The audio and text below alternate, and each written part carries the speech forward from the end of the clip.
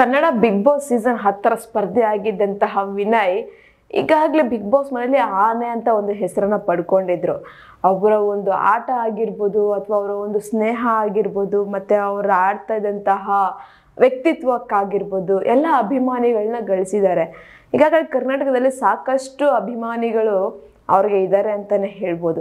ಯಾಕಂದ್ರೆ ಈ ಹಿಂದೆ ಒಂದು ಧಾರಾವಾಹಿ ಮುಖಾಂತರ ಎಲ್ಲರ ಮನೆಗೂ ತಲುಪ್ತಾ ಇದ್ದಂತಹ ವಿನಯ್ ಅವರು ಈಗ ಒಂದು ಆಕ್ಟಿಂಗ್ ಫೀಲ್ಡ್ಗೆ ಇಳಿದಿದ್ದಾರೆ. ಅಂದ್ರೆ ಕಿರುತೆರೆಯಿಂದ ಒಂದು ಹಿರಿಯ ತೆರೆಗೆ ಬರ್ತಾ ಇದ್ದಾರೆ ಅಂತಾನೆ ಹೇಳ್ಬೋದು. ಅಂದ್ರೆ ಈಗ ಬೆಳ್ಳಿ ತೆರೆಗೆ ಪಾದಾರ್ಪಣೆ ಮಾಡೋದಕ್ಕೆ ಹೊರಟಿದ್ದಾರೆ.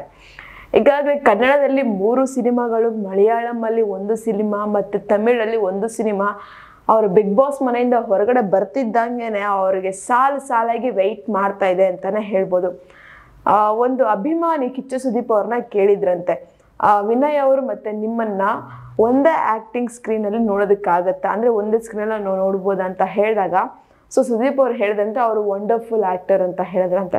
ಸೊ ಈ ಒಂದು ವಿಷಯ ಈಗ ಎಲ್ಲ ಕಡೆ ವೈರಲ್ ಆಗಿದ್ದು ಸಹ ಉಂಟು. ಸೊ ಇದರ ಜೊತೆಗೆ ಈಗ ಬಿಗ್ ಬಾಸ್ ಮನೆಯಿಂದ ಹೊರಗಡೆ ಬಂದಂತಹ ವಿನಯ್ ಗೌಡ ಅವರಿಗೆ ಸಾಕಷ್ಟು ಸಿನಿಮಾಗಳು ಹಿಂದೆನೆ ಕಾಯ್ತಾ ಇದೆ ಅಂತಾನೆ ಹೇಳ್ಬೋದು. ನಿಮ್ಗೆ ಹೇಗೆ ಅನಿಸ್ತಿದೆ ಅವರ ಒಂದು ಆಕ್ಟಿಂಗ್ ಲೆವೆಲ್ ಮತ್ತೆ ಅವ್ರಿಗೆ ಸಿನಿಮಾಗಳ ಸಾಲು ಹರಿದು ಬರ್ತಾ ಇರೋದು ನೋಡಿ ಒಂದು ಕಮೆಂಟ್ ಬಾಕ್ಸಲ್ಲಿ ಕಮೆಂಟನ್ನು ಹಾಕಿ.